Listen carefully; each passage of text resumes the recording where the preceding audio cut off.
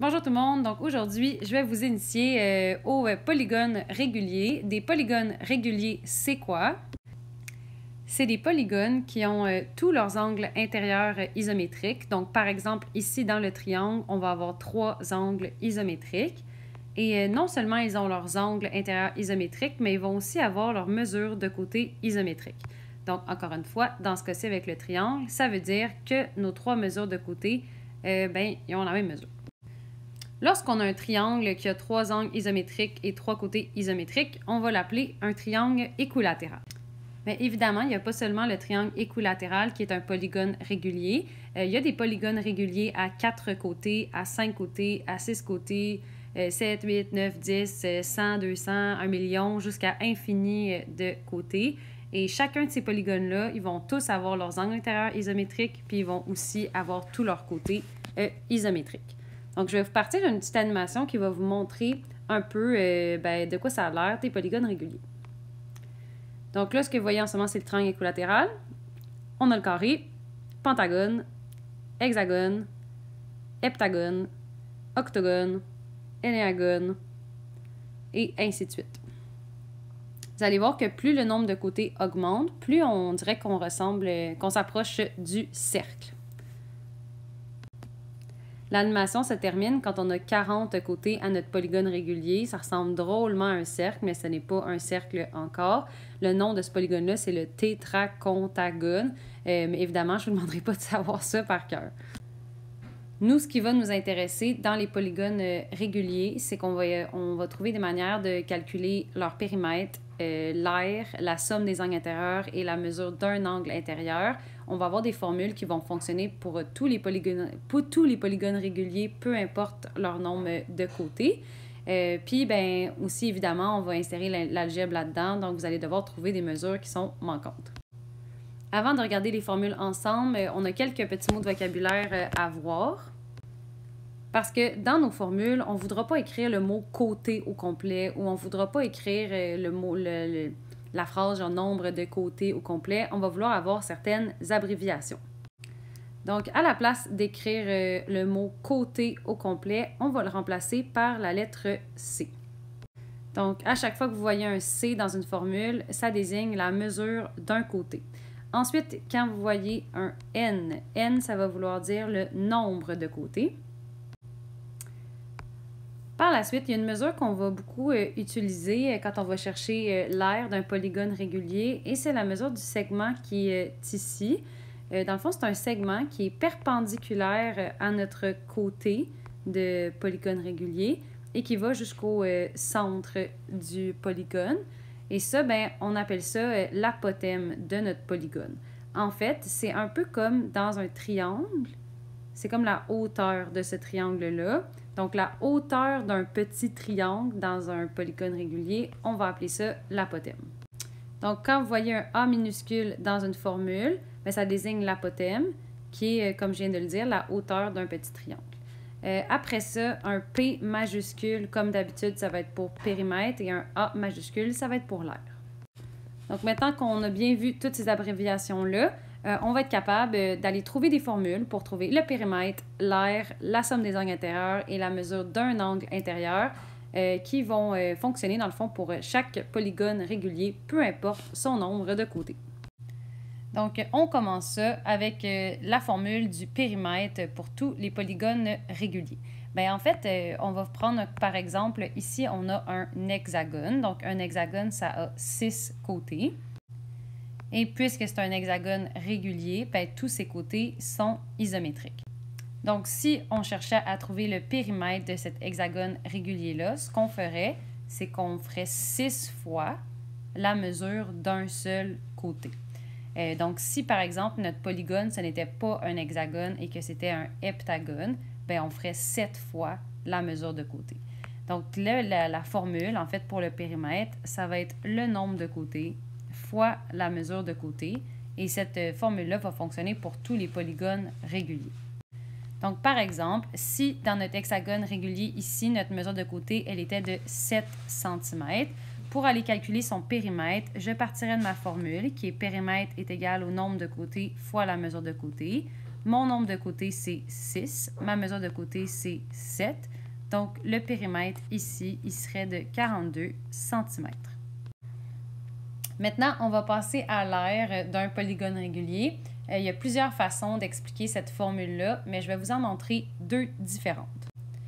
Donc, premièrement, si on cherche à trouver l'aire de cet hexagone régulier-là, ce qu'on peut faire, c'est comme il est déjà fait pour vous, le diviser en 6 triangles isométriques. Et ce qu'on va faire, c'est tout simplement trouver l'aire de un de ces triangles-là, et ensuite, on va multiplier l'aire de ce triangle par 6, parce qu'il y a 6 triangles isométriques. Le nombre de triangles qu'il y a, ça correspond au nombre de côtés de notre polygone régulier. Par exemple, si on avait 7 côtés, bien, il y aurait 7 triangles. Donc, pour trouver l'aire de notre hexagone régulier, comme je le disais, on va aller trouver l'aire de un des triangles. Bien, la formule de l'aire de un triangle, c'est la base fois la hauteur divisée par 2. Dans ce cas-ci, notre base, c'est la mesure de côté. Ensuite, la hauteur de notre triangle, bien, ça correspond à l'apothème du polygone régulier. Donc, on va faire C fois A. Donc, c'est comme si on avait fait base fois hauteur, mais on doit diviser par 2. Par la suite, bien, ce qu'on doit faire, c'est multiplier cette aire-là par 6, parce qu'on a 6 côtés. Mais sinon, on multiplierait cette aire-là par 7, si jamais on avait 7 côtés. Fait que dans le fond, on multiplie ça par le nombre de triangles. Donc, on multiplie ça par le nombre de côtés. Et le nombre de côtés, eh bien, c'est n. Donc, on obtient la formule suivante qui fonctionnerait toujours pour retrouver l'aire de n'importe quel polygone régulier. Donc, ce qu'on fait, c'est qu'on prend la base d'un triangle, le C, on la multiplie par la hauteur d'un triangle, donc l'apothème de notre polygone régulier, on le divise par 2, et on le multiplie par n parce qu'on le multiplie par le nombre de triangles qu'il y a ou par le nombre de côtés.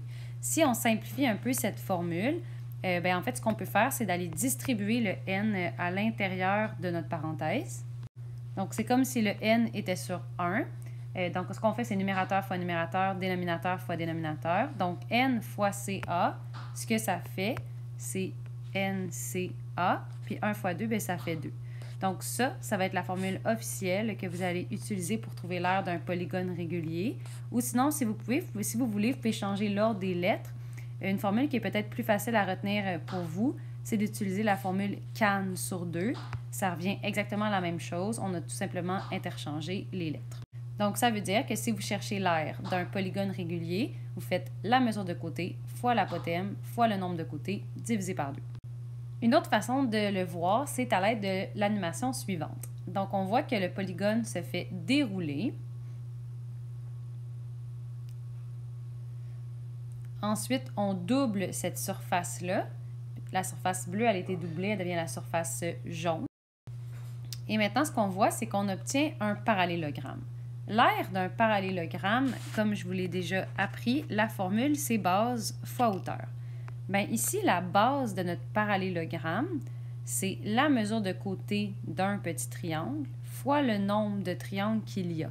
Donc, la base de notre parallélogramme, on va la remplacer par NC, parce que c'est le nombre de triangles fois la mesure de côté d'un triangle. Puis ensuite, bien, la hauteur de notre parallélogramme, ça correspond à l'apothème de notre polygone régulier. Donc, c'est pour ça qu'on obtient exactement la même formule. Ça nous l'explique ici. Ça dit nous doublons sa surface et créons un parallélogramme dont la base est n fois c et dont la hauteur est a. Donc, la formule pour calculer l'aire du polygone est n fois c fois a divisé par 2 ou CAN sur 2. Donc, par exemple, si tu cherches à trouver l'aire de ce octogone régulier-là, ce que tu vas faire, c'est que tu pars avec ta formule qui est CAN sur 2, donc CAN divisé par 2. Je rappelle que le divisé par 2, il vient du fait que, dans le fond, ce que tu fais, c'est que tu trouves l'aire d'un triangle, puis tu fais fois le nombre de triangles qu'il y aurait dans ton polygone régulier. Ici, puisque c'est un octogone, bien, ça crée, c'est un peu laid ce que je viens de faire, là, mais ça crée 8 triangles. Fait que, ce qu'on va faire, c'est que là, on remplace le C par la mesure de côté. Ici, c'est 5. On remplace le A par l'apothème de notre polygone régulier. Ça correspond à la hauteur de un des triangles. Donc, c'est le 6. On fait fois le nombre de côtés, c'est 8. Et on divise par 2. Et là, bien, tout ce que tu as à faire, c'est de pitonner ça. Donc, tu vas faire 5 fois 6 fois 8 et tu divises par 2. Et on obtient 240 divisé par 2, ce qui me fait 120 cm². Maintenant, pour la somme des angles intérieurs, c'est important de comprendre que la somme des angles, elle change dépendant du nombre de côtés qu'a notre polygone régulier. Par exemple, si on a un triangle, bien, la somme des angles intérieurs, ça va être de 180. Ça veut dire que si tu additionnes les 3 angles intérieurs, bien, ça fait 180.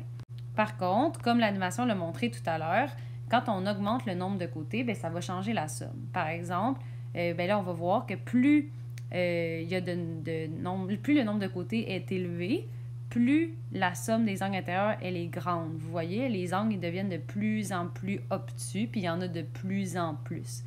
Donc, ça va changer toujours. Mais là, moi, j'ai pas envie de vous apprendre par cœur que quand il y a 3 côtés, c'est 180, quand il y a 4 côtés, c'est 360, quand il y a 5 côtés, c'est 540. À un moment donné, c'est un peu lourd de l'apprendre par cœur. Donc, ce que je vais faire, c'est que je vais vous expliquer la formule qui vous permet de trouver directement la somme des angles selon le nombre de côtés que vous avez. C'est important de comprendre que cette formule-là, elle ne fonctionne pas seulement pour les polygones réguliers, elle fonctionne pour tous les polygones. Par exemple, un triangle, peu importe s'il est régulier ou irrégulier, la somme des angles intérieurs, ça va rester 180. C'est la même chose pour les autres polygones. Fait que tous les quadrilatères, ils ont une somme des angles intérieurs de 360. Tous les polygones qui ont 5 côtés, donc les pentagones, vont avoir une somme des angles intérieurs de 540. C'est pas grave si c'est régulier ou irrégulier.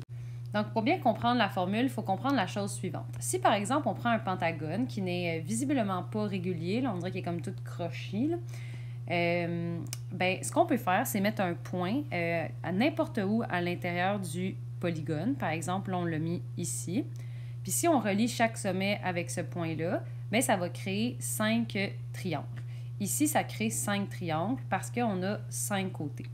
Fait que ça, c'est la première chose à comprendre, que dans un pentagone, on peut créer 5 triangles. Et l'animation va vous montrer que peu importe où est-ce qu'on met le point, ça reste 5 triangles. La deuxième chose qui est à comprendre, c'est que chacun de ces triangles-là, la somme des angles intérieurs, elle est de 180. Ça veut dire que si tu additionnes cet angle-là avec celui-là, ça fait 180. Et ainsi de suite. Donc, ça veut dire que si tu fais 180 fois 5, ce que tu vas avoir comme mesure, c'est la mesure de tout celui-là, tout celui-là, tout celui-là, tout celui-là, tout celui-là, mais aussi celui du centre. Donc, en ce moment, ce qu'on aurait comme genre de formule, c'est que la somme, ça c'est le symbole de somme, des angles intérieurs, ça serait 180 fois 5. Là, c'est pas tout à fait vrai, parce que nous, ce qu'on veut, c'est seulement les angles intérieurs. Donc, ça veut dire qu'on veut seulement lui, lui, lui, lui et lui. Donc, ça veut dire qu'on doit trouver une manière d'enlever tout cet angle-là au milieu qu'on a compté de trop. Bien, cet angle-là au milieu que tu as compté de trop, c'est un tour complet. Donc, c'est 360.